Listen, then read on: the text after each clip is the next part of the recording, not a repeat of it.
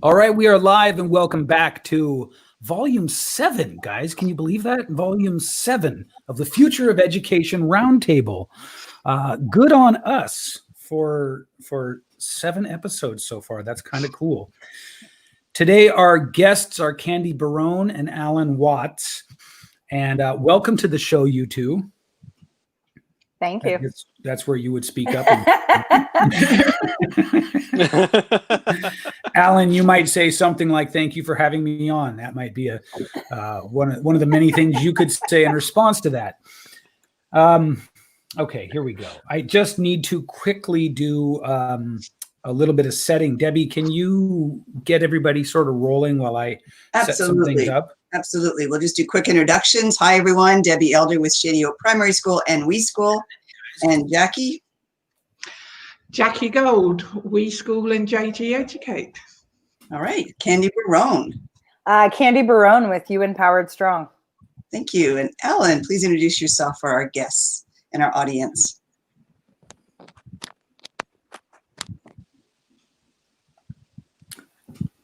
Is Alan frozen already? Are we starting off like just? Oh, now it's unfrozen.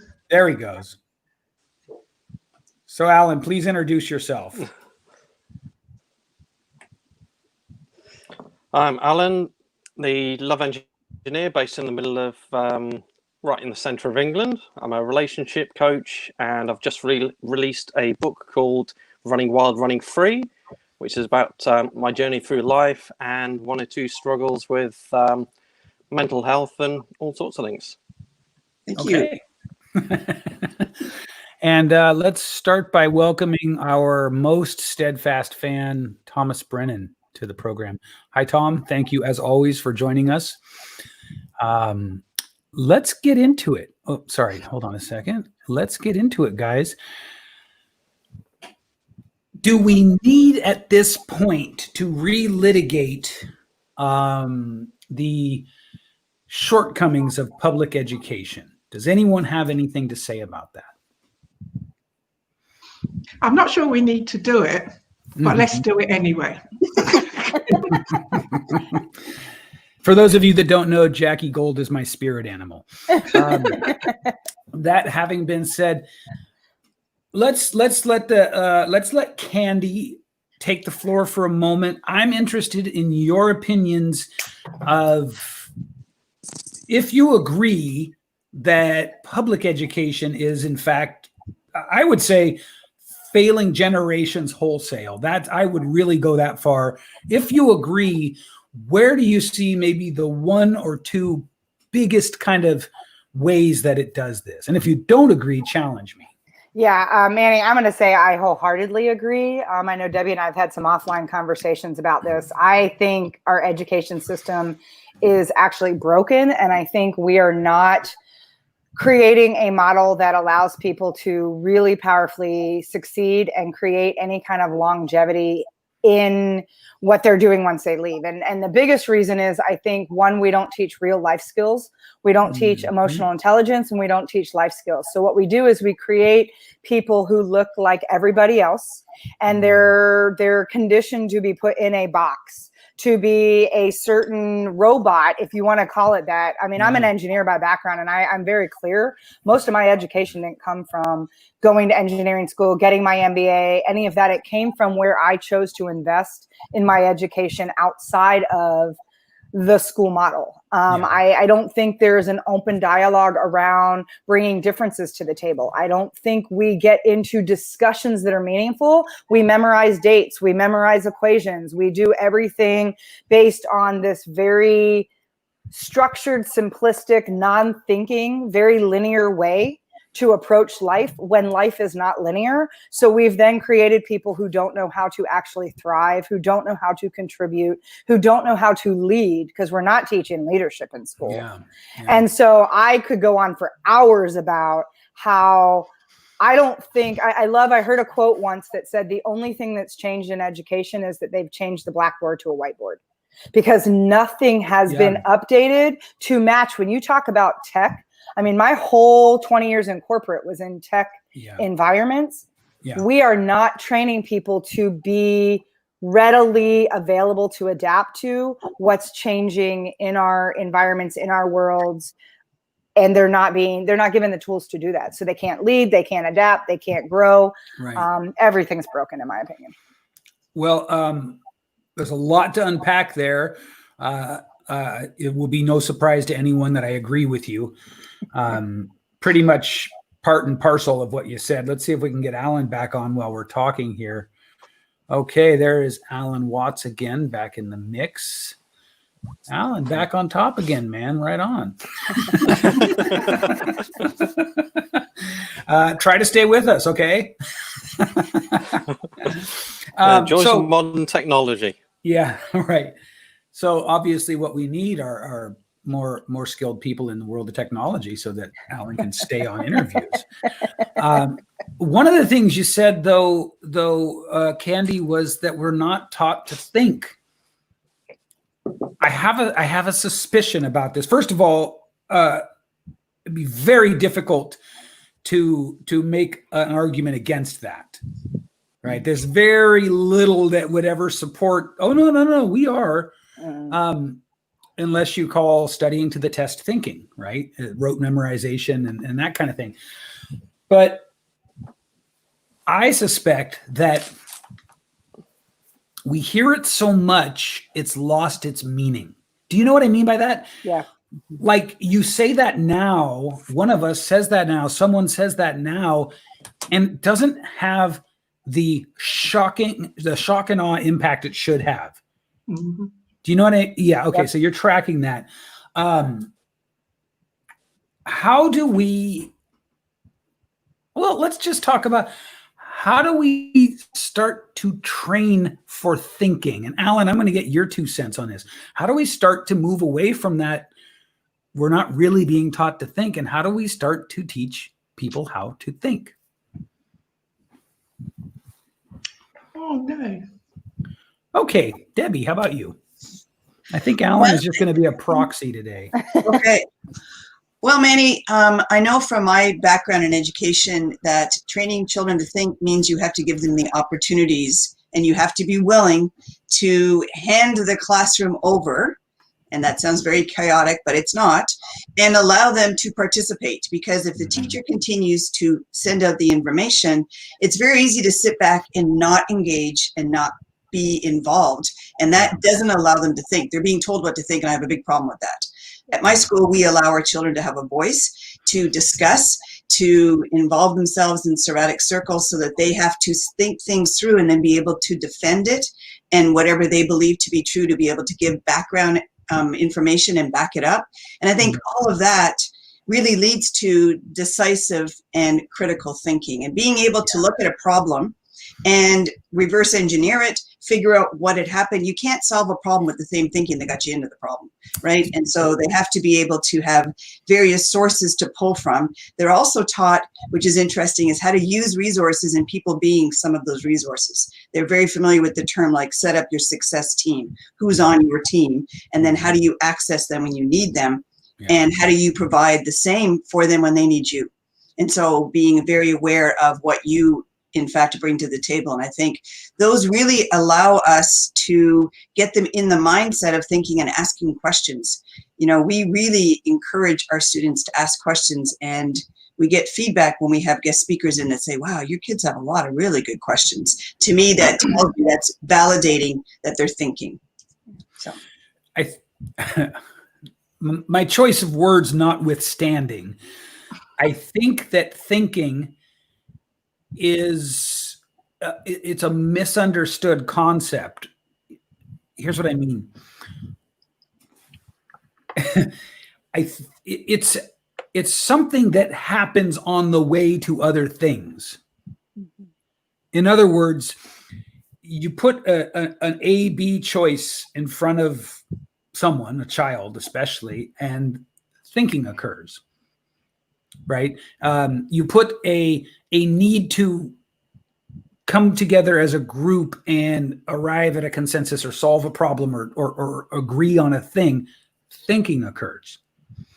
So if we look at it that way, it really makes, to my mind, the study to the test kind of approach, the more emphasis on, and I'm trying to imagine some part of the sort of standard educational curriculum where lateral thinking happens more than another part. And I honestly, I'm hard pressed. I think in literature analysis, maybe, right? That's one of the few places where you have to sort of draw conclusions.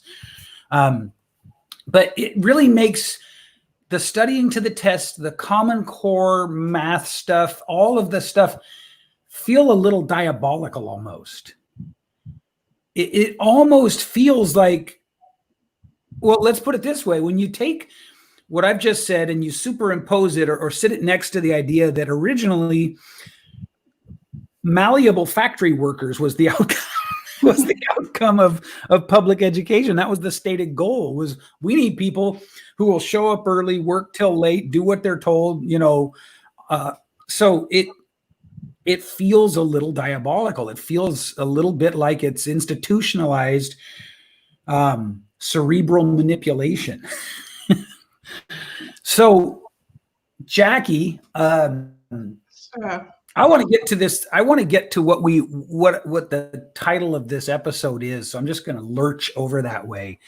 How can we include corporations and business, which is a big part of where our student body every generation is going? Some will be entrepreneurs, some will be self-employed, some will be artisans, but a lot of them are going to work in the business sector in one way or another. How do we create relationships with that can sort of set these kids up for success better? In reality, we have to provide more experiences for the kids, okay? And we have to be able to back those experiences. Because if we think about it in a basic form, organizations and corporations also have cultures, right? And they like people who fit into their culture. Okay, so to a certain extent, they want people who are able to follow a set of rules, right?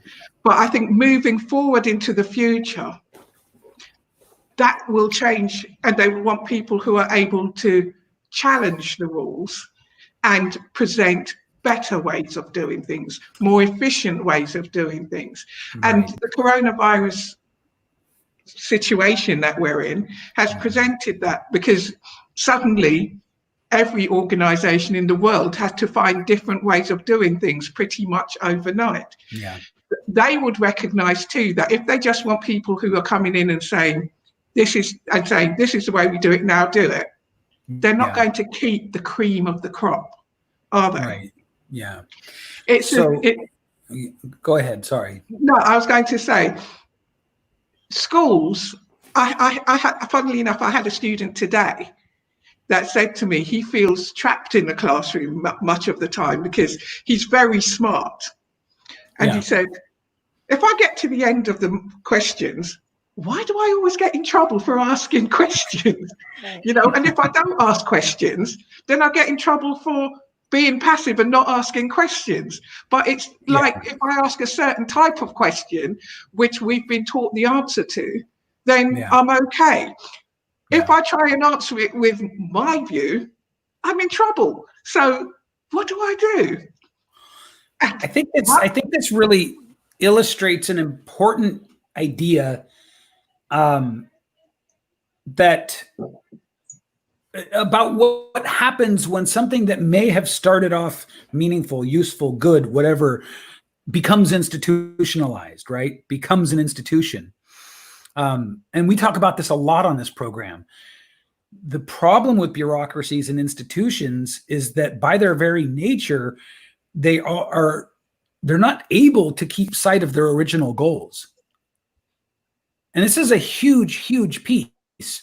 So you get teachers who are somewhere along a continuum of still in the noble struggle between wanting to educate and being forced to work within a very conformist, difficult system. That's the early end of the spectrum, right? All the way over to like just the mean, beaten down, curmudgeonly, the ones that have given up and then they're just plugging away for like a retirement plan. Could I give you an example here? Yes, you can. You know me. I do. like to express my opinion, okay? And I like to express what I believe to be the truth. I led an assembly recently during Black History Month.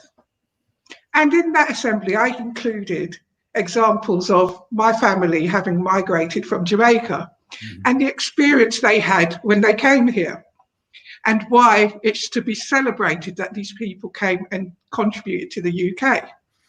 And that it's a good thing because we love the UK. Afterwards, I was told that's not what Black History Month is about. Right. Right. So that's a perfect example of where institutionalizing something steers it wrong. If it doesn't fit what the education system has been teaching for over 100 years, then you shouldn't be talking about it. What are you talking about, love? Right. And then the question is, why do we have to do it that way? And the answer is inevitably because that's how we've always done it.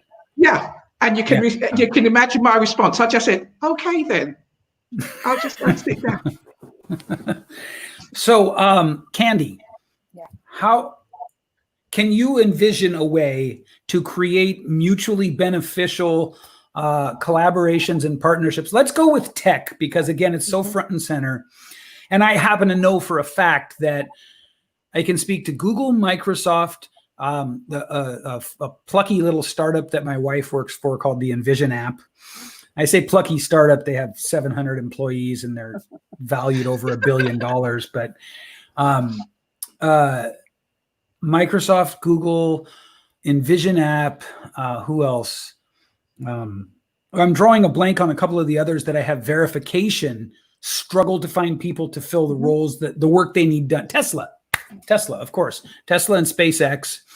Can you envision a way that we could create collaborative environments where we could matriculate those who would naturally gravitate toward that work from a younger age into, you know what I mean? How do we do that? And I know this is a really kind of just throwing this out of nowhere at you, but I'm curious to your thoughts. No, actually, it's a great question. I'm going to give an example of a program I put together when I was actually at Johnson Controls, and I was in this environment. And before I do that, the one thing I want to make sure I comment on, because I've been listening as the dialogue's been going on. And the one thing I want to add, Manny, when you were talking about thinking happens when we've got the options between A and B, I think this plays into what I'm about to say. I think the piece that's awesome, there's another component of thinking I think we're missing, which is the curiosity and the wonder. It's not necessarily when there are only options. I think that is in itself one of the reasons why we're seeing the issues around people not having critical thinking skills, because they're not given ways to activate their imagination, to even think outside of the box before there is a problem. So before there's options or things to weigh into, we need to have a way that there's interactive, engaged environments, activities, conversations that is triggering just the possibility of imagine if. Simply to what you just said to me, can you envision? So here's a question that is never asked in school. Now, Debbie's school is a complete anomaly, right? I'm not talking about the Debbies of the world. I'm talking about math mainstream, because even looking at, and I hear the comment around a student saying, if I ask this question or ask this question, right? And I think about standardized tests. I took the LSAT, I took the GMAT, I took whatever. And I used to be very active in my alma mater, my undergrad for engineering, and I won't any longer because they now told me they won't accept anyone with an ACT score less than 28. I got a 23 all 3 times I took it, and here's why.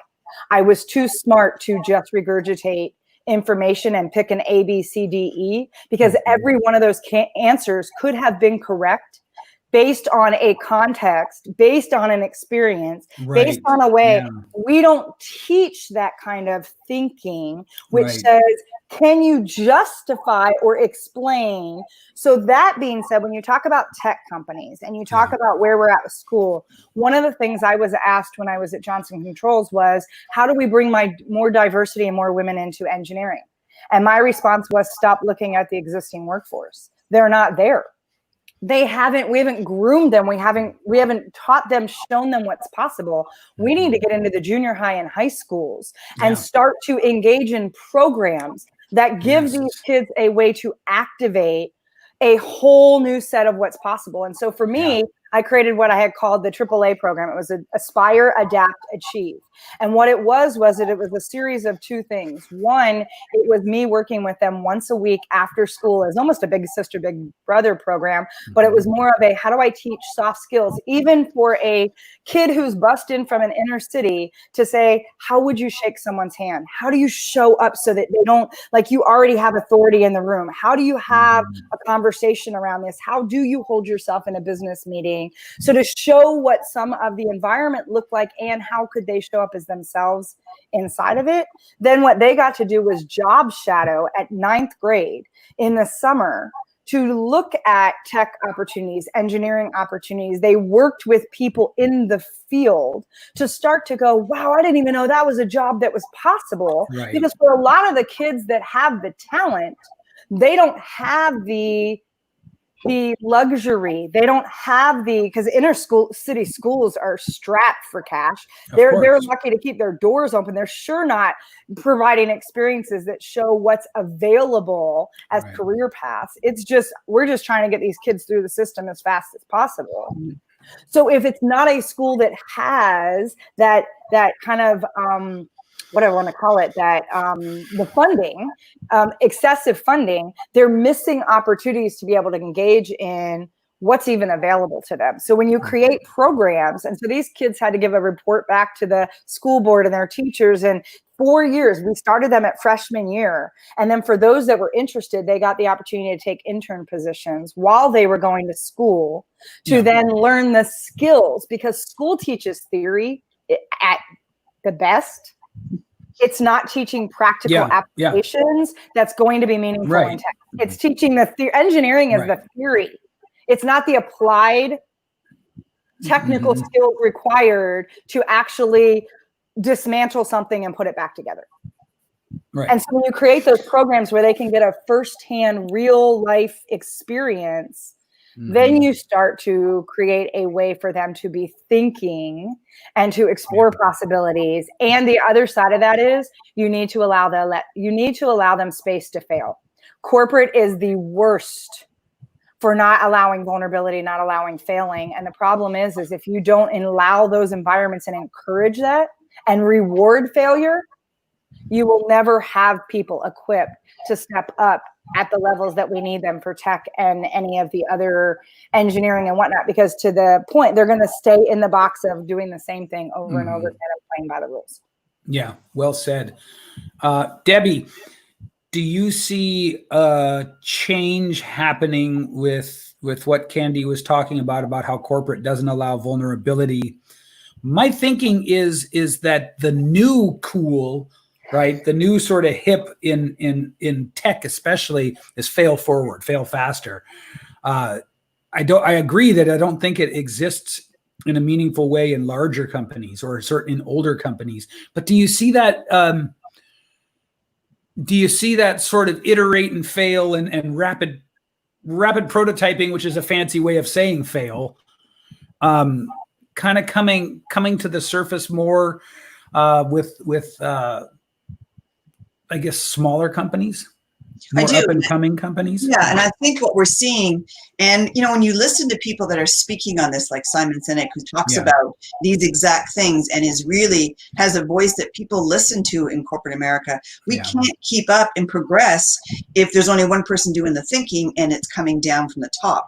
There has to be the opportunity for those, just like Candy was saying, to have a voice and to share their thoughts and what if we tried it this way? Like, what if? Imagine if. I love that. Yeah. And giving them the backing. You know, you're not going to lose your job because it doesn't work, and you're not going to lose your job if it doesn't work repeatedly. The fact that you're thinking it through. One of my daughters right now has the opportunity to work from home. She just had a baby, and she's doing just that. She's taking projects and looking at them sort of out of the box and deciding if they make sense. When I was over at her house this week, she was going through contracts, and I heard her on the phone and saying, these are a mess.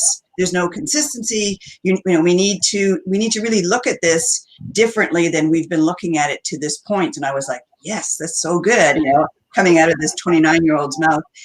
And they were not poo-pooing it. They were listening to her and giving her the opportunity to speak that. And I think we are going to see that if we don't, they're not going to make it, quite frankly, because technology is just changing so rapidly that you just can't keep up if you can't put out, right? If you can't do it. And I think that that's perhaps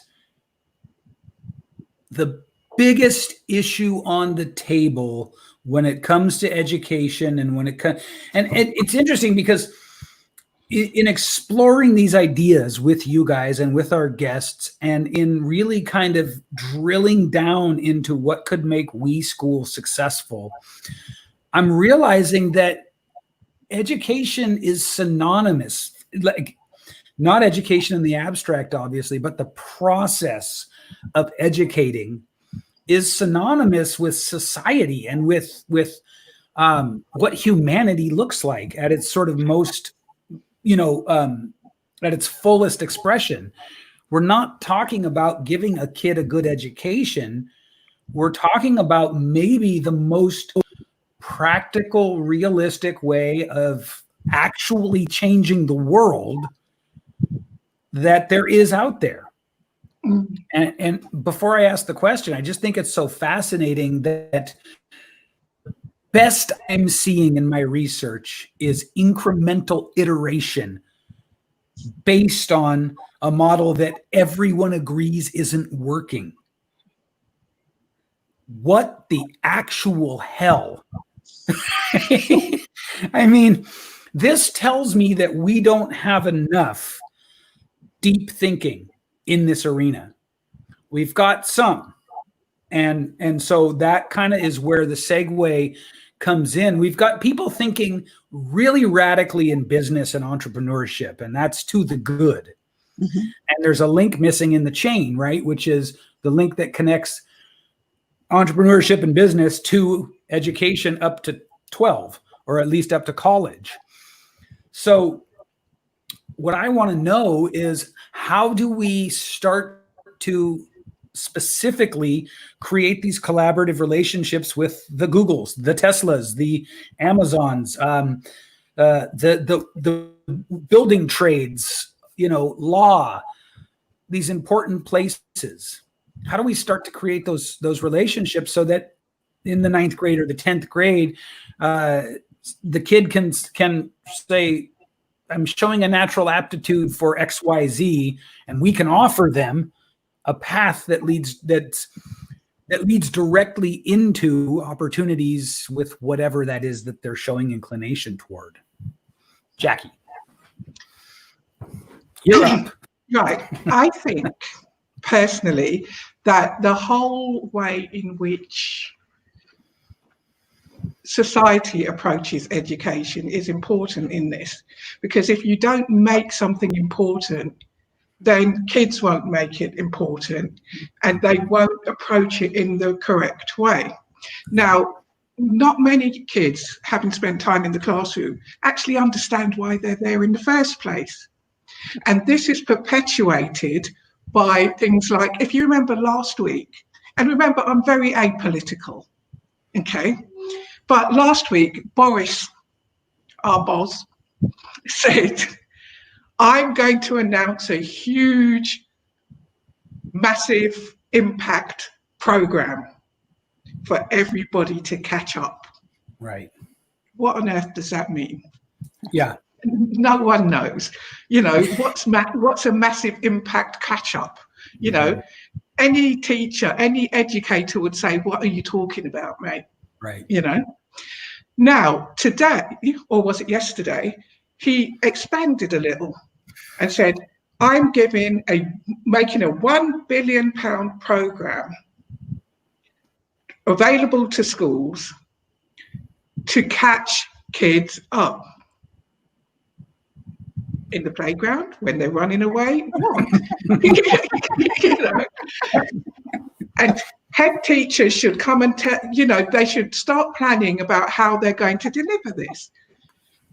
As Candy said, we're not talking about robots here. Right. So he said a bit of one-to-one tuition. We're still looking at the same outcomes. Yeah. Okay. And kids will still think, okay, so now I'm having a tutor, so I still have to rote learn this exam to go out there. Yeah. Because there's no connection between the action and the education. Okay. What is needed, if the whole process is to boost the economy, get in touch with corporations, help them start programs in which the kids are exposed at an earlier point, give them something to get excited about, give them some view of what their future could be if they engaged in whatever their education looks like, and watch the magic happen. Stop trying to control the outcomes as much. Stop trying to make their futures depend on the outcomes that you have decided are valid, because every child's outcomes are valid in their own individual way. And maybe it is a resourcing issue, but there's £1 billion on a massive impact catch-up program that no one knows what. That's my answer. So, yeah, Oh, I still want to add something to that.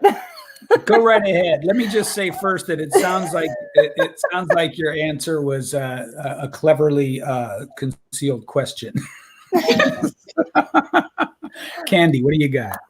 Two things that come out when Jackie says that. One is the fact that corporations in general need to stop using these really nebulous, very big words and language and phrases, and they spend more time figuring out what the heck they're going to call the thing versus actually understanding the depth of what it actually is going to be that they're delivering. So instead of working on the fancy branding and the marketing and the language and this sounds big and important, how about they spend the time and resources to bring it down to layman's terms, to talk about what it's really going to be like hitting, to hit the road running and what that really looks like from a grassroots effort. The other side of the equation, and this is a lot of the work that I do, it's to have a conversation around ROI, because for most organizations, the only way they define ROI, which is a return on investment, is money in versus money out.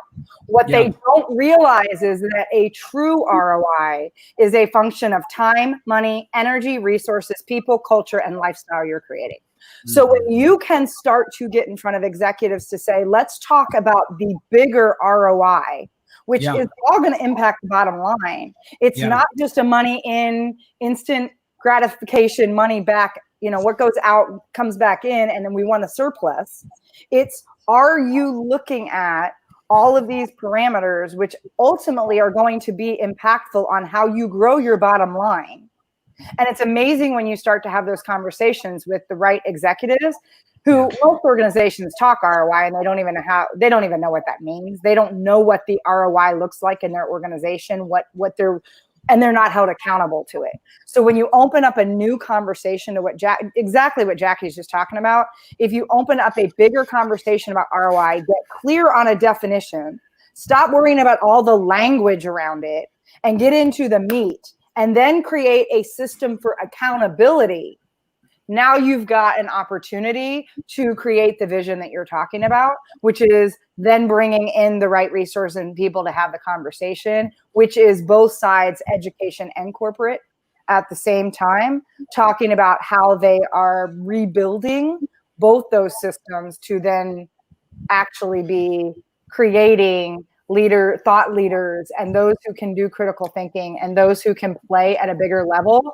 That all has massive impact from an economic standpoint if people would draw. Of course. Yeah, the potential economic impact is near immeasurable. It's so big. But so just to clarify, are you saying that the first thing that has to happen is that there has to be a sort of an expanded definition and understanding of what return on investment actually looks like. Yes. I think that's one of the first steps. Yes. Yeah. It's interesting. I feel like while I agree with everything you've said here and in the last round of comments, I feel like I'm seeing some sector of business that is thinking this way, that is open. Do you agree with that? Because Yes. it sounds like, but you're talking about the ones that aren't. I'm talking, and the ones that do is a small percentage. Those that are more forward thinking, those that are the Google, those that are the ones that are playing in a new arena. And a lot of them have been startup companies that have just taken off. Okay. Very clear, because here's the other thing that people don't realize. I think there was a statistic I saw that said by the year 2027, 70% of the workforce will be millennials. They have a different way that they need to learn, think. They come from a different operating system. Even Debbie talking about her daughter being 29 and how she's thinking, and that looks different. If corporates do not reevaluate what it looks like to create culture, they will not have a corporate anything. There's already corporations, large organizations that are starting to implode and are starting to deteriorate and lose market share because these startups that get it are embracing this more comprehensive model. That is still a small percentage in the overall where money is being distributed. Now, that's going to shift. And so organizations, and this is the message that a lot of times I have, it's like, look, you either figure this out or you will not be here 2027. Right. I need you to understand, do you not see how you are no longer in the top, Fortune 100? You are moved. That is going to continue to the point where you will be irrelevant. Yeah. And for the egos in corporate right now, there is still old school thinking and old systems that are not allowing them to say, I get it. For fear of now I got to be vulnerable and say, because here's the vulnerability question again. They got to go, I don't exactly know how to do this. So therefore I'm not going to open up that can of worms. We're just going to keep doing business as usual because I know how to be that. I don't know how to deal with coronavirus. Has been a great example because it's breaking down and dismantling systems right and left. Everything's been shown the underbelly, and there are executives right now that are legitimately going, I don't know what to do. And their biggest fear is being caught in that vulnerability. So let me ask you this. Given this division and this smaller, more forward thinking percentage and the bigger stuck in the past, ratio, where do we start if we want to assure our best chance of success with creating these collaborative relationships? Is it the tech sector? Is it new tech? Is it startups? Like where do we go? Where's the first place we go? I think you start, and this is just my personal opinion, and it always goes with the bell curve, right? And you think about the tipping point. You go with the ones that always want to be first to market. You go to the ones that are hungry to be the leading cutting edge, and you position it in a way that shows them how this is leading cutting edge and that they want to be the first to pass. And then you get the 15% to get to the tipping point, and the rest will either come or die off. Yeah. And I think what happens is if you just look at tech as a whole, not the right space. You look at the ones that get it, or the ones that are like, man, I want to get it. I don't know how. And I just need somebody to kind of like steer us in the right direction. Because I think there's a lot more people open. Forget the ones that have stuck their stake in the ground and be like, come hell or high water, this is what we're going to do. Yeah. Which is where a lot of people tend to go spend their energy. It's because that's the big named corporate one. They want to say, hey, I got that one. And it's like, you're going to lose a lot of blood, sweat, tears, and time because that one's not going to move until everybody else forces them to move. Go find the ones that are ready to move now. Yeah. Okay. So I think what you're basically saying is, yes, it's the, you almost, it sounds like you almost might be able to just judge based on the percent of millennials in the company, because this is a very millennial driven idea, right? Yeah. And it's actually maybe even more ideal for Gen Z and Gen Alpha, who are the babies of the millennials. This is where if you want to go where the puck's going, right, instead of where it is, right. Maybe it's Gen Z and Gen Alpha you look at, but yet you have to look at the companies.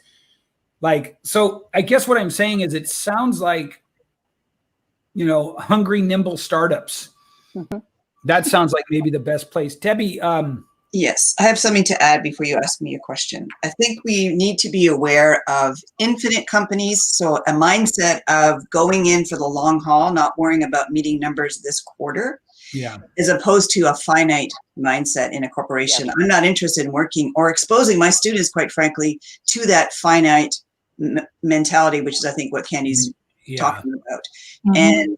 And that is a really easy distinguishing factor, right? When I teach children about understanding behavioral styles, it's, are they direct or indirect? Right? Yeah. In this case, are they finite or infinite thinking? And then we can go from there and look at some of these hungry places that are willing. I do think that opportunity to expose our students and allow them the opportunity to be in and taken seriously. I don't want them in just not involved. That's not okay with me. These companies, there has to be some discussion. I know that one of the problems with teaching right now is when the young teacher, who is the student teacher, goes in for her student teaching or his student teaching, they're not allowed to teach. They're only allowed to watch. Well, that's not how you learn. That's another big problem with our educational system, right? There's no doing. So I'll let you ask my question. I'm sorry. Well, now you've got me thinking about other things. I guess if I wanted to pull one thing out of this discussion, it's what do we think, what are we willing to say might be the best path forward, the critical path to creating these relationships? That, because what I envision is, and of course, Jackie and Debbie, you'll know this, there's no sense pretending I'm revealing this to you guys at this point. But for you, Candy, what I envision is, and for all of you at home, is ultimately I envision a superb private school quality education, not beholden to public education, anything that does what Tesla did, which is to come along and prove the concept and force mass adoption through the concept being utterly, you can't argue it. And so what I envision is a quality private school level education free to all.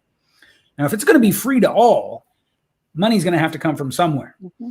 One of the big places I envision the money coming from is through these strategic collaborations with sectors.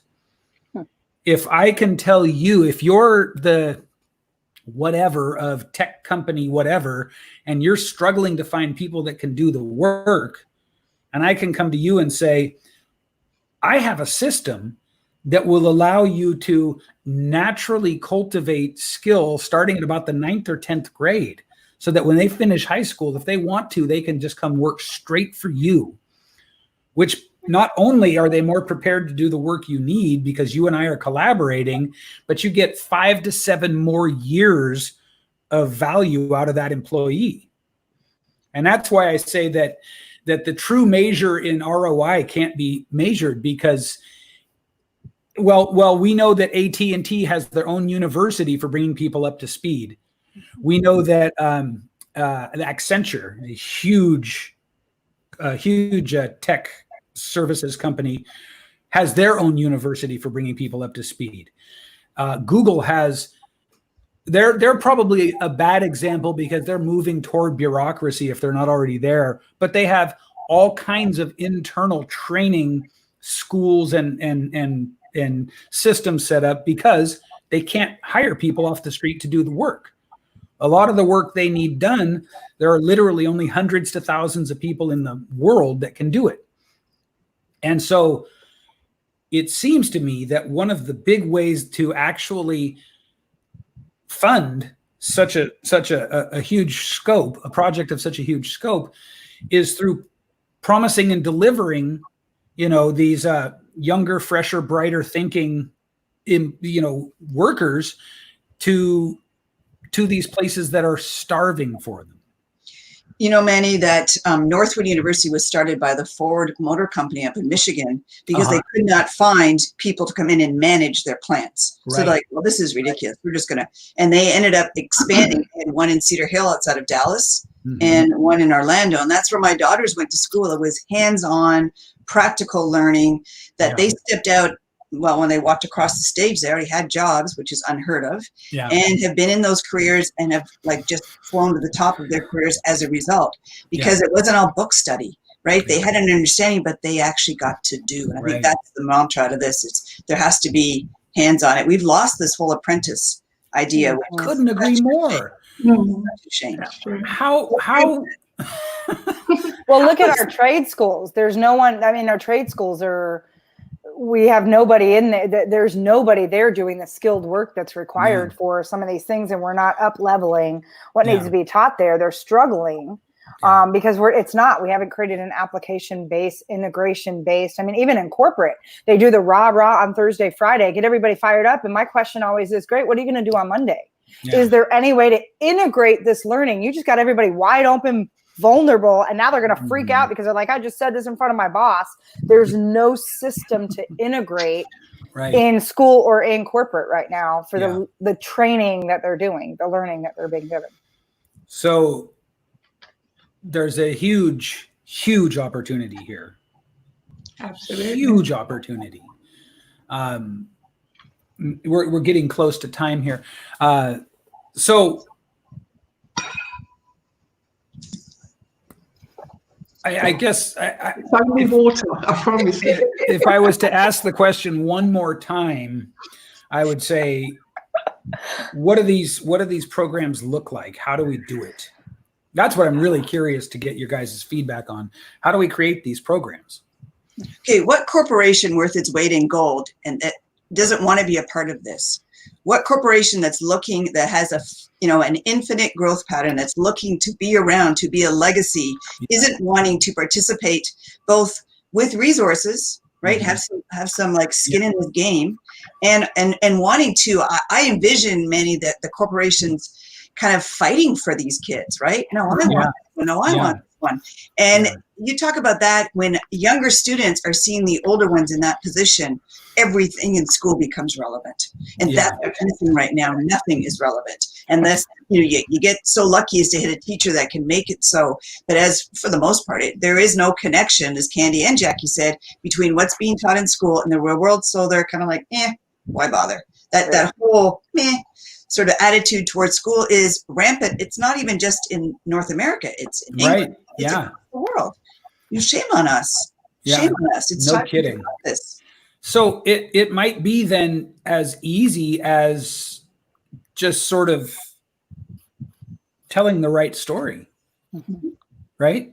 And asking the questions. They're gonna put themselves in this position when we go talk to them and ask them, wouldn't you like what if we could provide that? What would that be worth to you? Yeah. Well, and I mean, go back to Simon Sinek. It all starts with why, right? If you can help these kids see the why, that goes back to what Jackie said from the beginning. They don't even know why they're in school. There is no connection to why. They'll be like, I don't need to learn calculus. I'm never going to use calculus. I'm like, we're not connecting the dots. So if you can just tell the story, connect the dots, and have each kid be invested. So even the ROI for the students themselves, and have the kids be invested in their learning. This is the thing I get excited when I hear about the WE program you guys are putting together. It's that idea of letting them help co-create their learning path. That's a concept that would like freak a bunch of people out. But imagine if we let kids have a vested interest in why they want to co-create their own path. I would stand up and clap for you, Candy, but I'd disappear up there. You guys, this has been great, and I want to just end by saying I don't think there's anyone on this call who is in the least bit worried about freaking some people out as we create this thing. Candy, thank you so much for your insight, your energy, and your feedback. Debbie and Jackie, it's a pleasure as always. For all of those of you who are seeing this now or who see it later, thank you so much for tuning in to the Future of Education Roundtable discussion. We'll be doing these every Friday, and you can either catch them here or you can catch the recordings. Here is 11 a.m. Pacific Standard Time on my Facebook page. Thank you guys so much. Thank you. Bye.